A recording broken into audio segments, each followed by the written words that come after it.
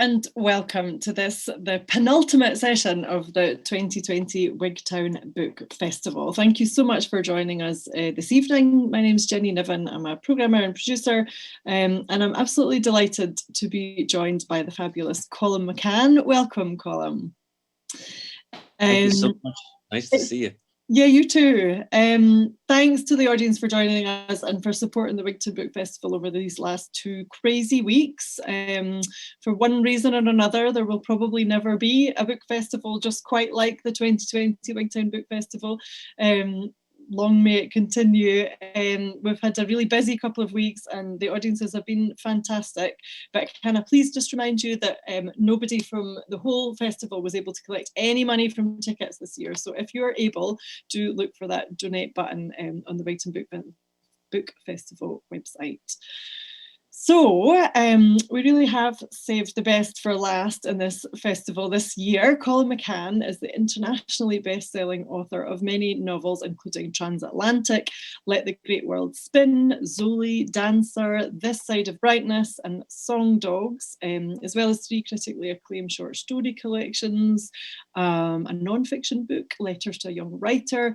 He's even recently founded a charity, Narrative 4, which gave rise to this book, sort of one way or another, but more of that later. He's also garnered a heap of awards over his literary career to date, including a long listing for the Booker Prize for the novel that we are going to discuss today, which is The Fabulous Paragon, which I'm very pleased to say matches my decor really, really well. I think there's a nice kind of nice colour synergy there. I might be the only literary interviewer in history not to have a wall of books, but I have got shiny fish.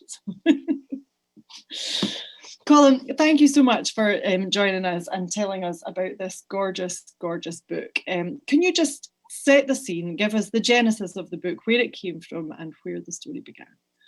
Sure, and welcome to my very, very, very messy office.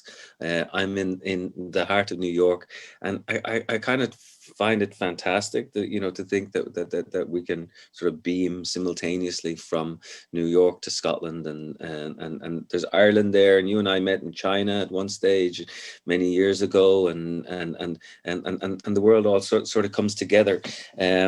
And I suppose that's a good enough introduction to the way I wanted this book to operate, because I wanted it to sort of operate in a sort of everywhere. Long and short of it is, I wrote a book called Transatlantic, which was largely about the Irish peace process. And I, in talking to Senator George Mitchell, who was one of the architects of the process, many years later, he mentioned that he had gone to the Middle East as special envoy under Obama, and he said, if you think Ireland was complicated, you should try, going to the Middle East. And a part of me always, in the back of my head, knew that I knew very little about what was going on there. And I think sometimes a writer, she writes or he writes towards his or her obsessions, but also to fill in the huge gaps that are there. So to make a long story short, I went with my nonprofit Narrative 4, who you just mentioned, where we bring kids together from around the world to step into one another's shoes. A group of us went, artists, activists. We went around the bus around Israel and Palestine, and had an extraordinary time. Met all sorts of people, and incredible hospitality no matter where we went.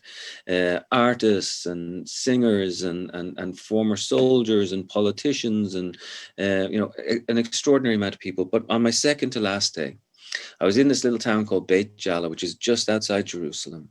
And I walked up this little rickety staircase into this room, not knowing what was going to go on, just that we were meeting some people from a group called the Parents Circle that I hadn't studied in advance. And 2 men were sitting there, Jenny, at this desk, and within half an hour after they began telling me their stories, my world was completely cleaved open, because they started to talk about their daughters. Smadar, who's the daughter of Rami, and Abir, who's the daughter of Bassam. Bassam is Palestinian, Rami is Israeli, and they'd both lost their daughters in actually separated by 10 years. But they had decided somehow, in the most courageous act, to use the force of their grief as a weapon towards understanding. And this is a lot more controversial than I would have thought of it at that stage. But when I walked out of that office, I knew I was changed, and I came back then a few months later, and then back then a few months after that, and I talked to Rami and Bassam and said, I would like to write a novel about you guys. And they said, okay. And I said, no, I'm not sure that you know what I'm saying. I want to try and imagine. And they were like, yes, please. They were so open. And I said, but so much could happen with this book. And they said to me, they said, look, all things have happened to us, and the very worst things have already happened to us, and we just want to get our message out into the world. And our message is very simple: we need to know one another, and if we don't know one another above ground, we will end up knowing one another 6 feet below ground. And so it began a journey where I found the two most extraordinary men who've become incredible friends of mine now, who I think are on a par with, say, John Hume in Northern Ireland, or Arundhati Roy, the work that she does, or even, Martin Luther King and people like that. Their message is extraordinary and simple and incredibly complicated at the same time too. So what was it like working with real people to create a kind of fictionalized, the challenges of working with real people, but in a kind of fictionalized way? And what were your senses of responsibility to those people in telling their story? It's a great question, because my sense of responsibility is, in particularly to a living person, is sort of should be monumental. You want to get it right. You want to get the texture of the truth correct. With more famous people, and I've written about other more famous people, Philippe Petit with Let the Great World Spin, for instance, George Mitchell in Transatlantic, Frederick Douglass also in Transatlantic, Rudolf Nureyev in a novel called Dancer. There wasn't the same weight of, having to make sure that you get it right. Because Rami and Bassam, even though they're known, they weren't that well known. And they knew that I was going in and inventing certain things around them. But here's a funny story, right? So when I showed the novel originally to Rami and Bassam, and I showed it to them in several steps as we went along, Rami read it, and there's a section or a number of sections of him driving his motorbike through Jerusalem. And he said, I love the book. I love what's happening here. But guess what? You got me on the wrong motorbike. And I was like, yeah, I know I have you on the wrong motorbike. And the thing is that Rami, who drives very fast, he's 70 years old, he drives fast, and he's a good rider. I used to ride motorbikes too. But I put him on he rides an automatic. I put him on a bike with gears. And he said to me, why did you do that? And I said, because I want the reader to be on the motorbike. And the best way for the reader to be on the motorbike is to use words like clutch and gear and clicking through the gears and all these sort of things, because I want the person to be there. And that's what also became difficult for them to read when they got to read the book. Bassam, in the end, could not read the book because he said it was so difficult for him. He felt that he was there at the moment of his daughter's death, which, I mean, is horrific and yet a huge compliment at the same time. So I wanted the readers also to feel that sense of hope that come. See, that's the thing. Here we are talking about Israel, Palestine, two fathers who lose two daughters, and the complications of politics. But in the end, the most amazing thing about these two men and their families, their wives, their kids, is that somehow, against all available evidence, they managed to bring a bit of hope. And this is not like kumbaya, up in the air, sort of like, let's all get together and hug hope.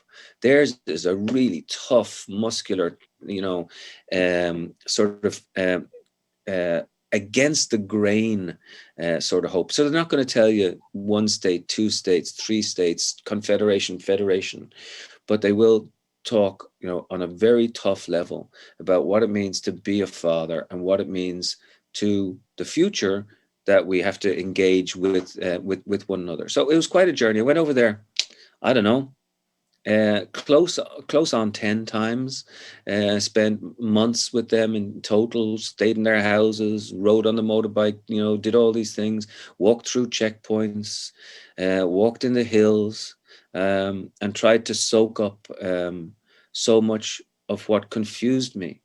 And I have to acknowledge now that I was confused by Israel and Palestine, and even more profoundly, I have to admit that I'm still confused.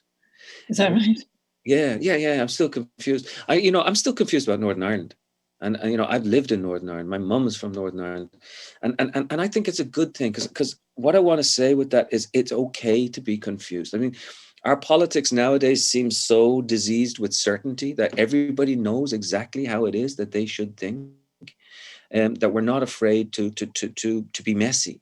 And I love the idea that if we could be a little messier, a little bit more, admit to the fact that, oh, guess what, I don't know, or guess what, that confuses me, or I think we would be possibly in a bigger breathing space for our politics to go ahead. Does everybody know what's going on with Northern Ireland? Does everyone know what's going on with Scottish independence? Well, we have certain ideas, but the ability to admit with please tell me more. Allow me to understand, rather than going in and say, this is the one way. And that's what Rami and Bassam do by telling their story. They just tell the story, and they allow you then to interpret it. And, some people said, oh, you're pro-Palestinian. Some people said, you're pro-Israeli. Some people said this, that, and the other thing. And I knew that was going to happen.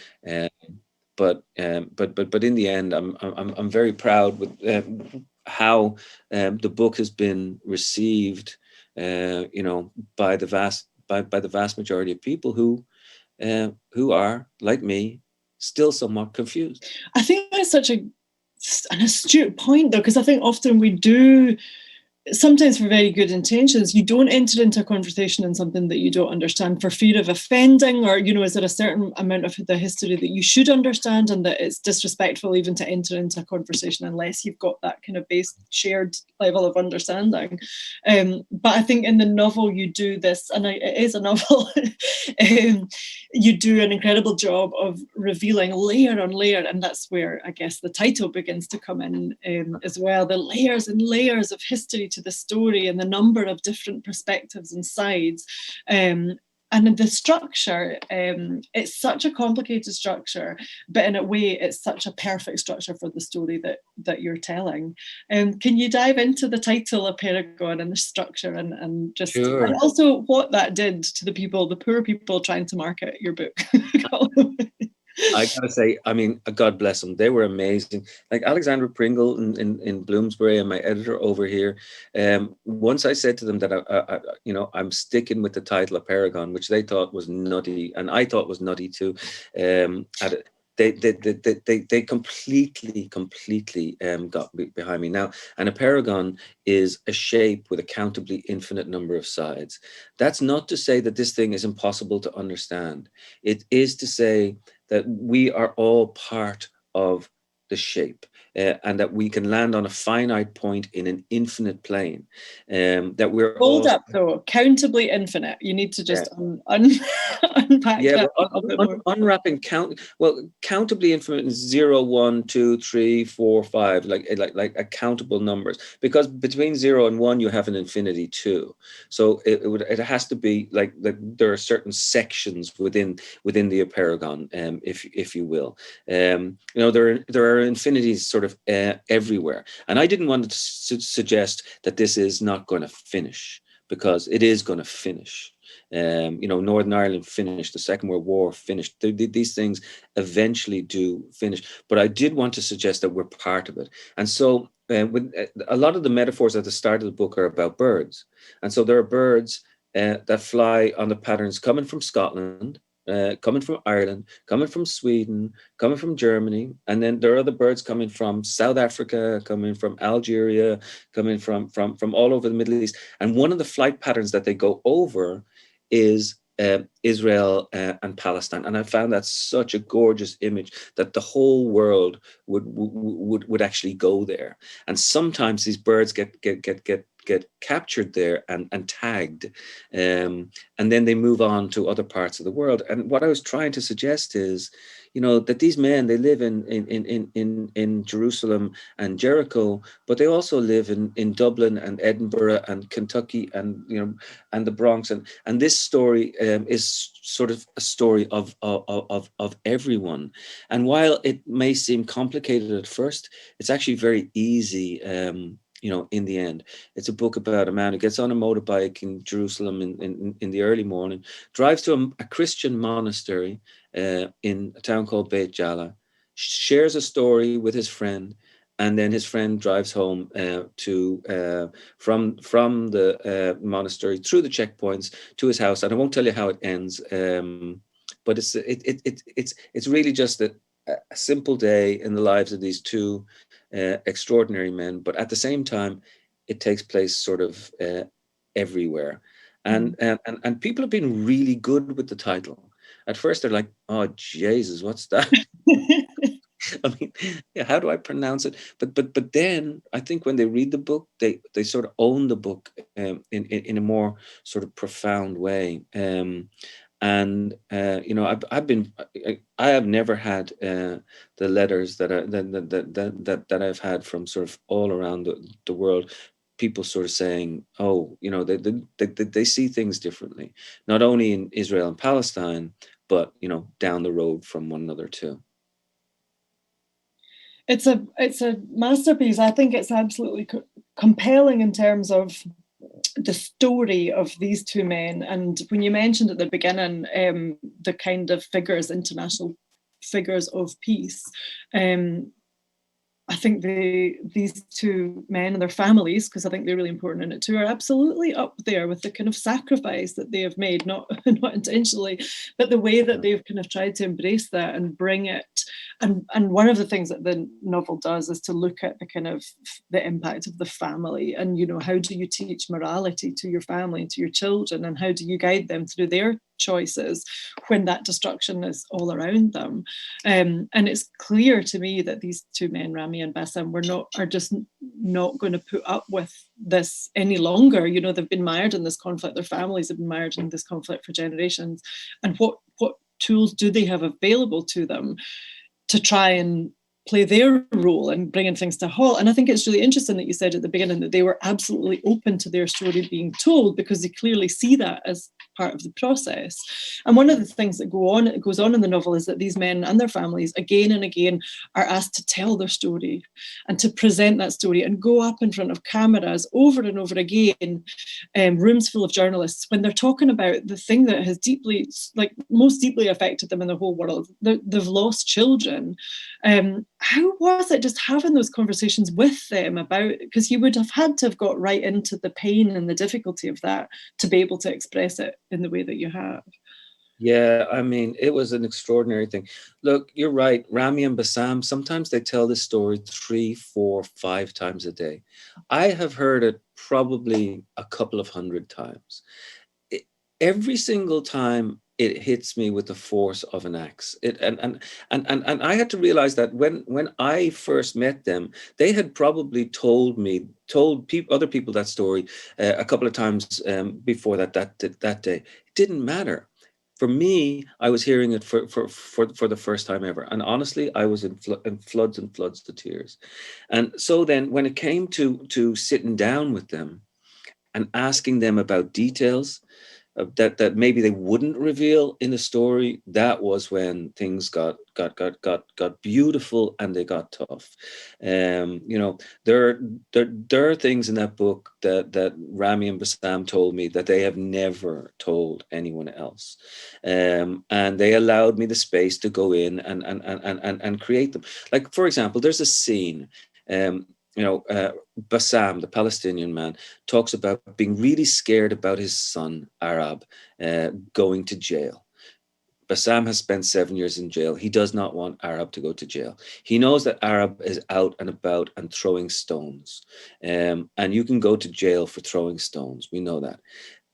He goes and he collects him and he tries to talk him out of throwing stones. But still he knows his son is going to throw stones. So he says to his son, okay, he stops the car. He puts a stone in his son's hand. He stands away from him and says, throw the stone at me. And the son says, no, I'm not going to throw the stone at you.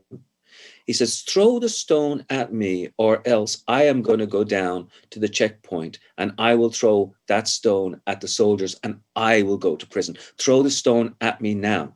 And the son is weeping and he throws the stone first and he obviously misses. And then Bassam says to him, no, throw the stone and hit me. And that's taken from a true story, but I've sort of like pushed it a little bit too. But the essence of it is true, because what this man wanted to do was to communicate with his son. You can't do this. You will go to prison.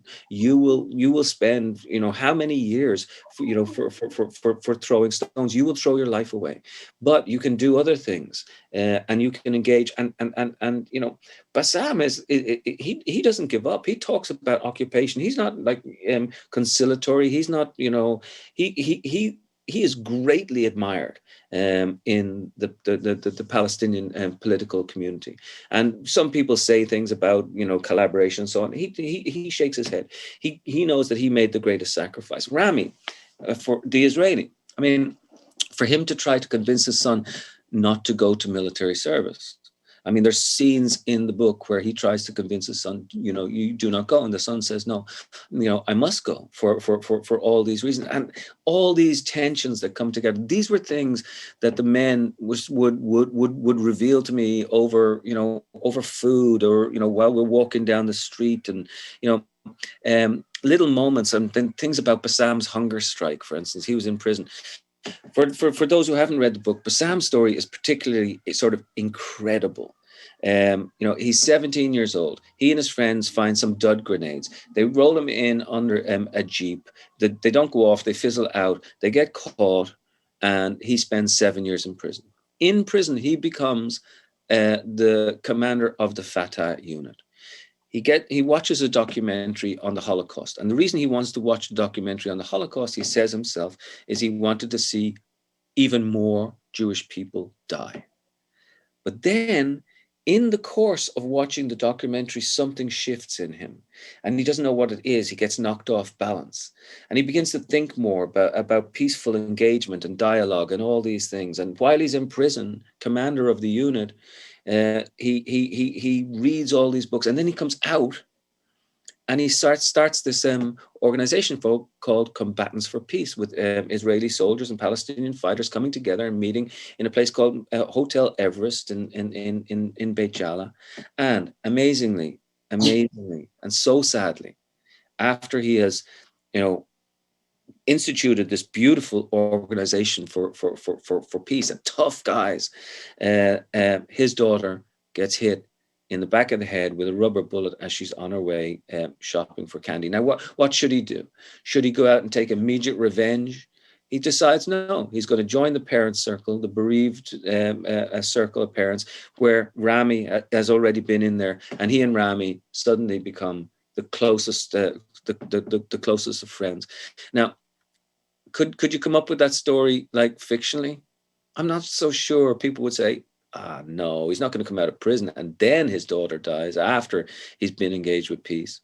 But that's the way it is. And Rami has an equally compelling story. But I will tell you, to understand Bassam, just walking through a checkpoint with him was an extraordinary moment, and the humiliation that goes on, in those checkpoints, and the tension that is there. And he would talk about one cigarette checkpoint. When we were in the car, we'd get stopped, whether this was going to be a 1 cigarette checkpoint or a 2 cigarette checkpoint or a 4 cigarette checkpoint. But they gave me access to their lives, and I will be forever grateful to them for allowing me that space. Would you like to read us a passage, Colum? Sure. You know what? I was thinking I was going to read a passage, but I'm going to read from Bassam. This if that's all right. Just this is about 2.5 pages, and it gives you a chance to understand Bassam. And this is when Bassam is on his way to England, to Bradford, where it'll come out in the where he's going and why he's going there. So this is from. By the way, I have a different cover, and somebody did this book. Look at the birds on the side. Isn't that cool? Yes. Yeah. Yes. So, and thank you to everybody for listening, and thank you for everybody for coming on to the festival. And I kind of hope that I can be there next year with Rami and Bassam. And I want to echo what you said about maybe making a donation, because these sort of things are fantastic. Okay, section 273. State your name. Bassam Aramin, from Hebron. Age 42. Who are you traveling with? My wife and children. Destination? England. Where in England? Bradford. Never heard of it. It's a university. What's your purpose? To go to university. Are you trying to be smart with me? No. Where did you get this permit? I explained that to the other officers. Do I look like the other officers? From the office in Jerusalem. What's your purpose in going to university? To study. Are you a professor? No. How old are you? 42, I told you. And you're studying? Yes. Where did you go to school? The village in Sair. Where's that? Near Hebron. Did you finish school? My studies were interrupted. What does that mean, interrupted? I didn't finish school, no. Why are you smiling? I always smile. It's part of what I do. I like to smile. Do you want to miss another plane, Bassam? No. No. Then wipe that grin off your face and tell me, where did you learn Hebrew? After school. After school, is that so? Yes. I have your file here. I know who you are. Then why did you ask? Don't be a smart arse. Answer the question. After school, I learned it after school. Then I worked for the authority, first in sports, then in archives. Then I was accepted into the program at Bradford. I have a special permit. I have the right to go there. Answer my question. Why are you going to university now? I was offered a place. You do like that smile of yours, don't you? No, not especially. State your name again. Why? I said state your name again. Do you hear me? Are you listening? Bassam Aramin. 25 years without studying, and all of a sudden, Bassam Aramin, you're an intellectual? I never said that. I'm going as a student. You're going for how long? A year. The permit is for 2 years. Yes. And you're going to study what? The Shoah. Pardon me? The Holocaust. I heard you. You're studying the Shoah. You're an Arab. You're a Muslim. You're a terrorist. 7 years in prison. You attack us. You throw grenades. You terrorize us. And now you're studying the Shoah. You say you're an intellectual. Is this some sort of joke, Bassam? What do you think I am, stupid? I don't think you're stupid at all. Is that what you're telling me? You're going to England so you can tell us how the Shoah didn't happen? No. What do you mean, no? Well, one of the things I have learned is that nobody wants to be expelled from history. What the fuck are you talking about? I'm not interested in denying the truth. Is that so? I don't believe in violence of any sort. Since when? Since a long time ago. Really? Yes. How many terrorists are you going to be meeting in Bradford, Bassam? I don't know. What's a terrorist? Can you define it for me? My wife is waiting. My children are waiting. We're going to miss another plane. And I have to say that I'm a little terrified right now, yes. Oh, you're a real smartass, aren't you, Bassam? I don't think so. Don't smile. I'm not smiling. I'm not laughing. I'm not doing anything. I'm just sitting here answering your questions, waiting for my plane. State your name. I gave it a dozen times already. Name, Bassam, Aramin. Is that your child crying? I can't see through walls. Why is she crying, Bassam? I don't know, probably because she's tired. We've been waiting a long, long time. Can't your wife shut her up? My wife is tired too. We have been here for 8 hours. I don't know how many flights we've missed. How many children do you have, Bassam? 5. I used to have 6. 277. In the library, he read Primo Levi, Adorno, Susan Sontag, Edward Said. He watched Schindler's List, searched out other films, documentaries, combed through reams of news footage, dug out pictures of the camps, found everything he could about Theresienstadt. He read, too, about the effects of trauma and its intersection with memory, Adler, Janet, Freud, the acquisition of fear, the disintegration of memory over time, the task of language. At times, it seemed to him that his brain had caught fire. He would come home to Salwa late at night, exhausted and thrilled. He would fall asleep on the sofa, books open on his chest, feet propped up on the coffee table. He began to work on his master's thesis, The Holocaust, the use and abuse of history and memory. He wrote it in longhand. He thought in Arabic, but he wrote in English. He was aware that these were not new ideas, just new to him. Still, it felt as if he were in the territory of an explorer. He had cast himself out to sea.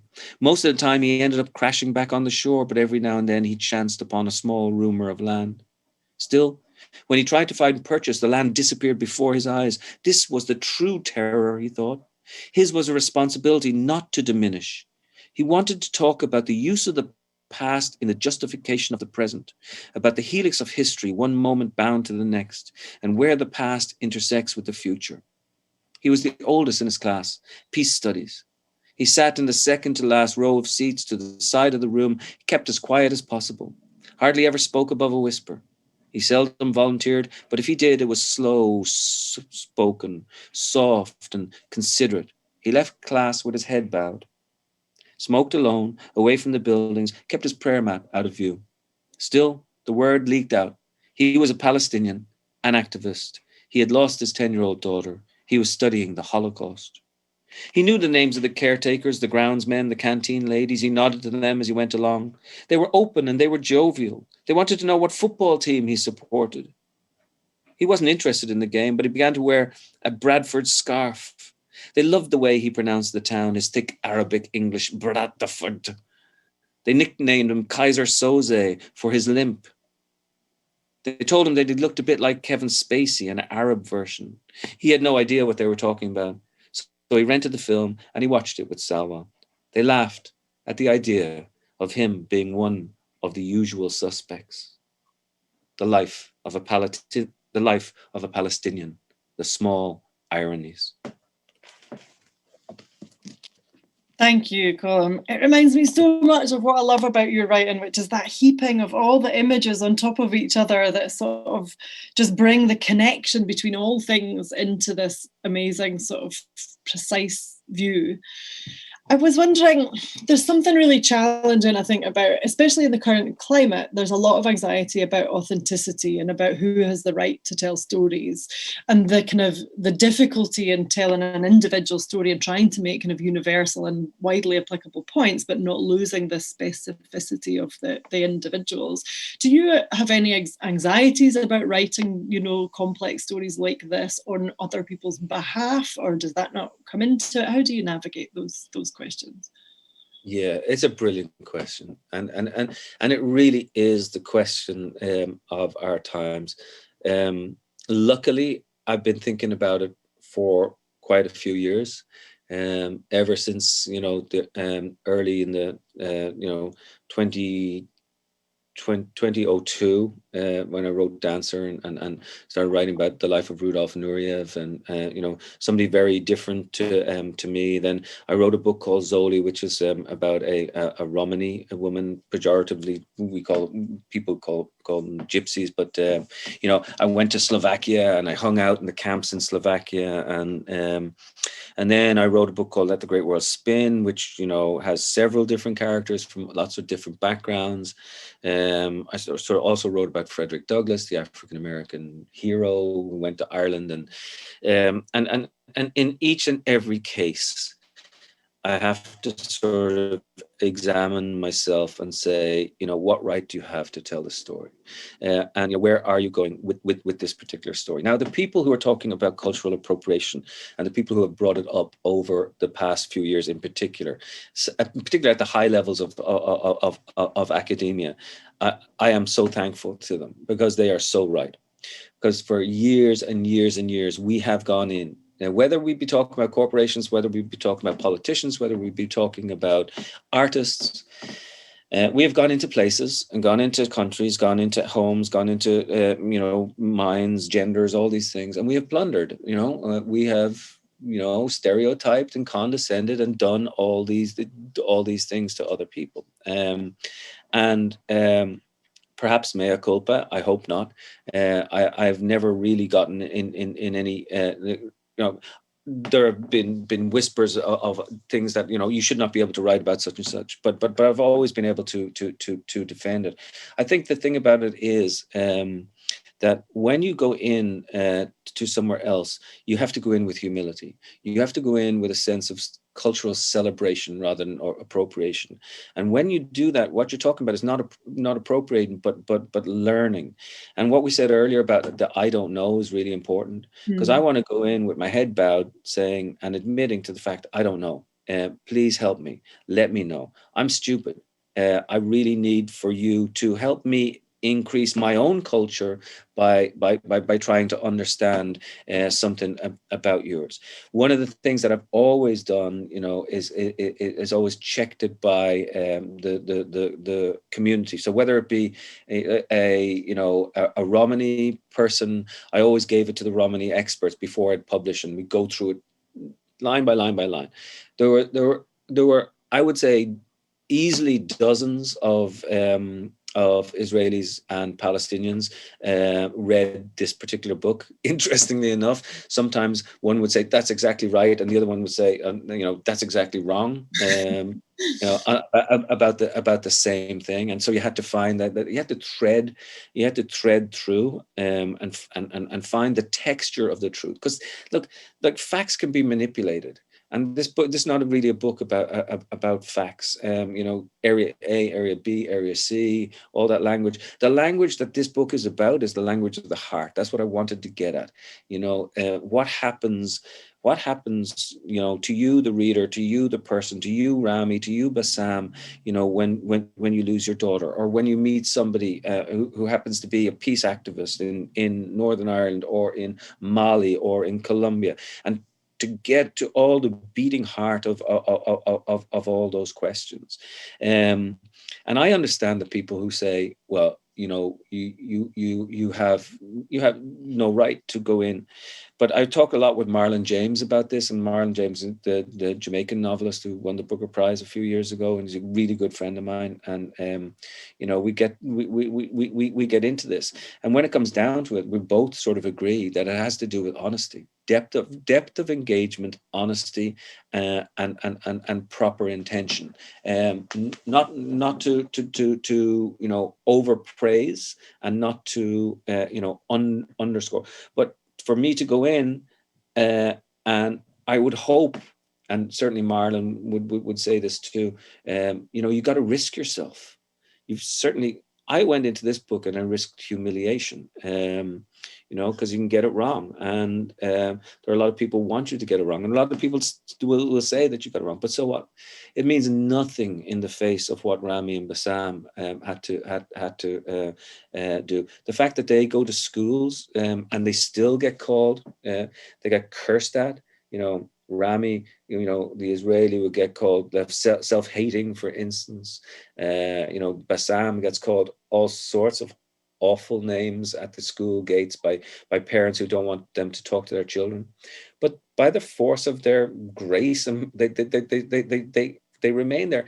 And all they want to do is go into the school auditorium to tell these stories, so that maybe one child there will sort of see things a little differently. Put a little crack in the wall, and if there's a crack in the wall, maybe that's enough. Now, I am acutely aware, and I talked to Marlon about this too, about the notion of risking sentiment as opposed to sentimentality. In other words, how brave a novelist are you going to be to go in and tell the story and to walk the friggin' tightrope with the knowledge that you might get taken down? And that's the thing. There's a difference between sentiment and sentimentality, and the sentiment has to be true. And when we're talking about sentiment, we're also talking about violence. We're also talking about anger. We're also talking about all these other things that you want to capture as well. So for me, your question is the question du jour. And am I terrified of it? Yes. And I think about it all the time. And I think certain books that I wrote even 10, 15 years ago would be very difficult to publish today. I think we're going to get out of it. And I think we're going to get beyond it. And it'll take some bravery. But also, I want to listen to all those other voices that are coming from everywhere. And I want a great, say, novelist from Nigeria to go into Ireland and make sense of Ireland for me, please. And there are some who are doing it. I mean, that's to me, oh my gosh, to have that vision and to look at us in a new and profound way, please. And the more we do that, the better off I think we're going to be. Thank you for that. There's actually a question from somebody in the audience who's asking about that, and it's a good one. It's from Isla, who's asking, do you think there are parallels between the Palestinian and Irish experiences, and how far are the situations really comparable? And it links to another question, which is about why you as a novelist are always drawn to these kind of conflict situations. And I'm maybe going to make the leap and ask whether that's directly related to your own kind of background and upbringing in Northern Ireland. Yeah. Ireland. Here's the deal. I grew up in suburban Dublin, which I presume is probably very close to what suburban Edinburgh, Glasgow would be. My father was a football player who had gone to England and not quite made it as a football player, and had come back. But he had met my mom, who's from Derry, from a farm in Derry. They had met together in London, and growing up, my mom every summer would take me on the bus from Dublin up through Armagh to Derry, and little town of Garva in County Derry. And at the border, we'd get stopped and the soldiers would come on. And I was always told, keep the mouth shut and don't say anything. But then certain people would be asked to step off the bus, and and then the roads changed and the color of the post boxes changed, and I'm trying to deal with like what's going on here, and what is this occupation, and what does it mean? And then I get to meet my cousins up north, and some of them would be sort of involved, if you will, or certainly affected in deep ways. So that was a big thing for me. And I think the person who asked the question, I think she's probably right that the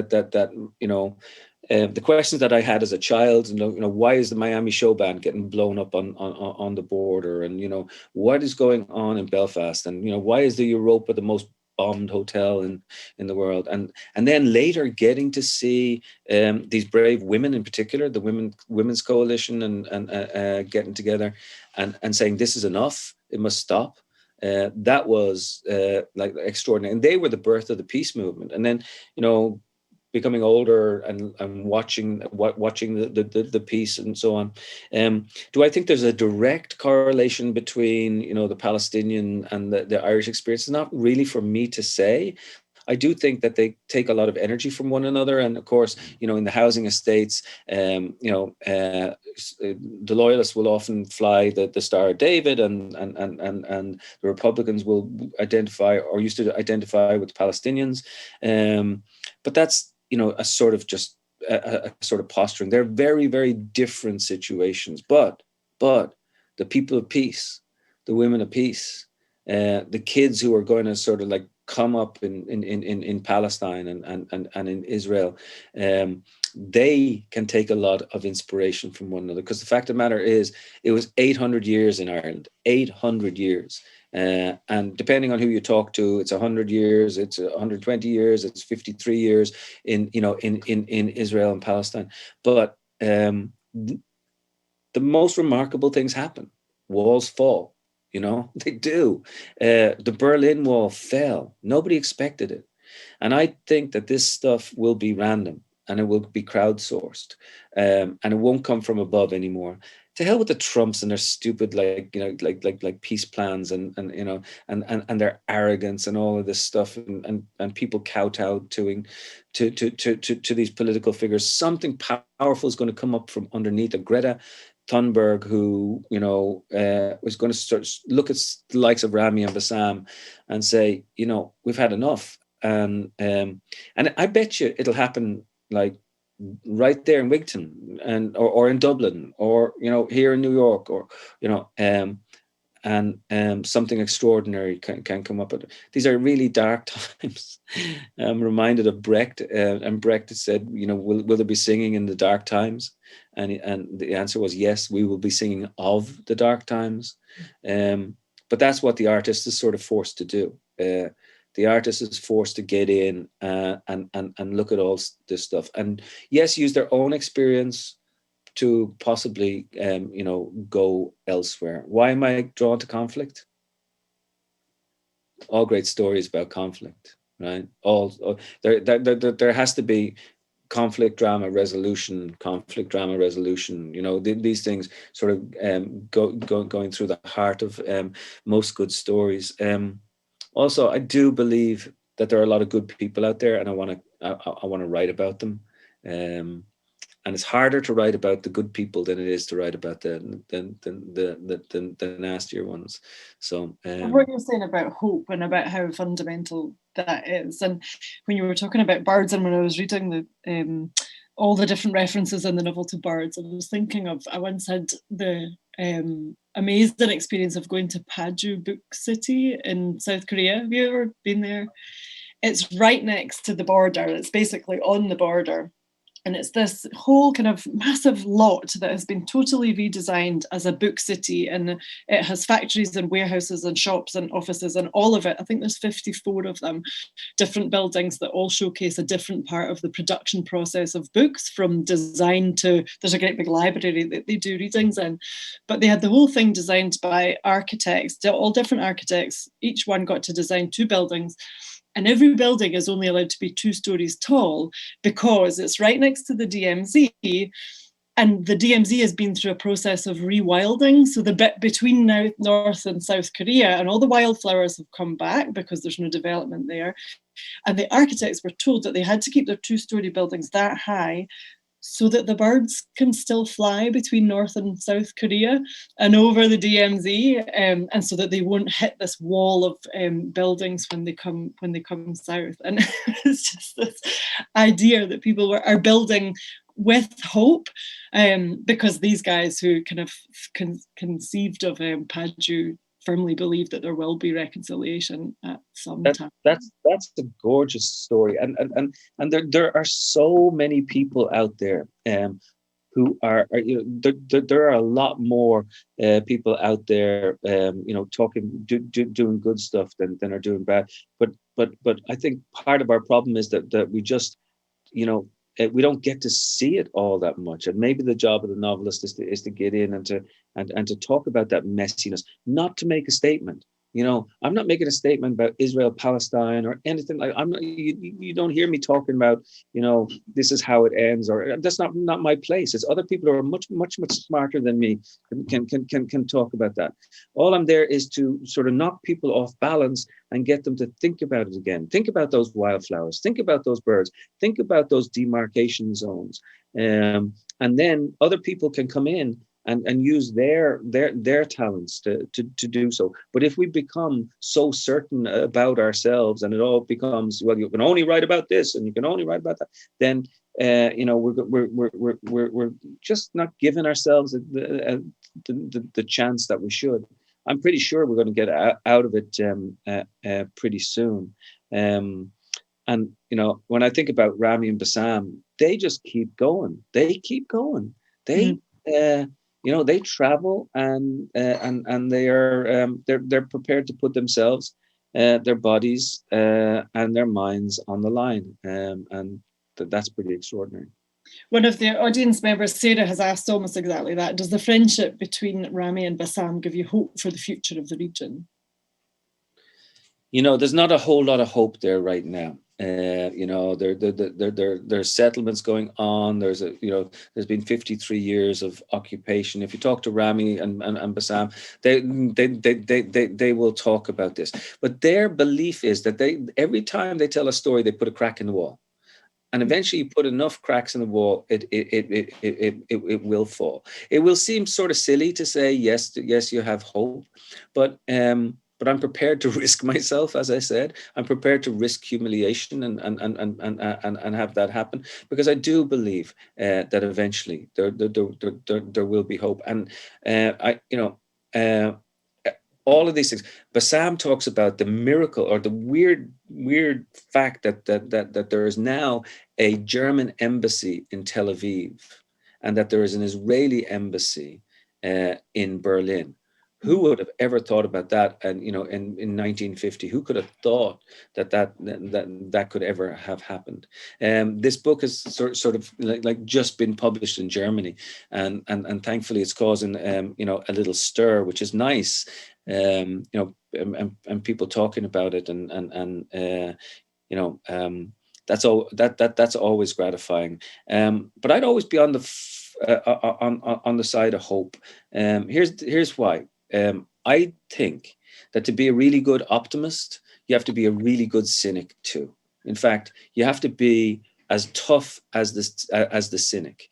So if you get sitting with the cynic at the party, and he's just there in the corner nursing his beer, sort of going, the world is this, and often they're very smart, and they can, they can take you down with argument.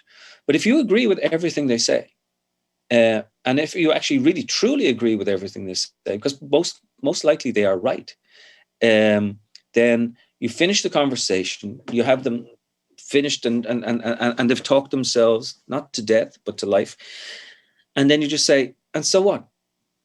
What's the big deal? What's the big revelation? Yeah, the world's dark. Yeah, we got dark. We're evil. Yeah, there's things going on. So what are we going to do about it? And then that's when you got to vault away with all the despair in your heart, with all that darkness, like holding on to all that darkness at the same time, saying, I'm going to go away and I'm going to do something else. And sometimes you'll be in the pathway of lots of people who get in your way. I'll tell you this. Narrative 4, right? This is the organization that you mentioned at the beginning. We took kids from the South Bronx, right, of a high school in the South Bronx, and that's primarily African American and or immigrant, very poor, second poorest congressional district in the United States, from the school, and we matched them together with kids from Eastern Kentucky, right? Trump country, mostly white and or some Cherokee Indian. This place mostly red, this place mostly blue, this place all urban, this place mostly rural, and brought these kids together, and they were really terrified of one another. I mean, like what am I going to talk about? She's going to say I'm a racist. He's going to say I'm this, that, and the other thing. And then you bring together the young girl from the Bronx who wears a hijab, right? And you bring her together with the young kid from Kentucky who drives a pickup truck and has a shotgun in the back, and they have to step into one of the shoes. And then he suddenly realized, oh, she's wearing a hijab, but she's got AirPods underneath the hijab. She's listening to all this cool, funky music, and she suddenly realizes, oh, he's got the shotgun in the back of the truck because he wants to shoot a rabbit because his family are really poor, and there are things like that are going on. And suddenly it's messy again. It's not just that he's white and she's African American. It's not like they become, as Edward Said would have said, like that whole sort of we're so much more than one particular thing. So in that, I find a sense of hope, and we're doing that now. in countries all over the world. We're in Nigeria, we're in South Africa, we're in Ireland, we're in Colombia, we're all over the United States. We're moving, I hope, we're doing a move on Britain very soon. And, you know, it's, for me, the heroes of this whole engagement are the teachers. They're amazing. They're the ones who make the links between the students and the artists. So we're bringing a whole lot of artists together, teachers together, students together, and they tell stories to and of one another. And quite frankly, what we want to do is create empathy and turn that empathy into action on the ground. So that, for example, I'll just finish with this. In South Africa, we're in Joe Slovo Township, and the kids there came up with this idea after exchanging stories with other kids, that they wanted to turn their trash into treasure.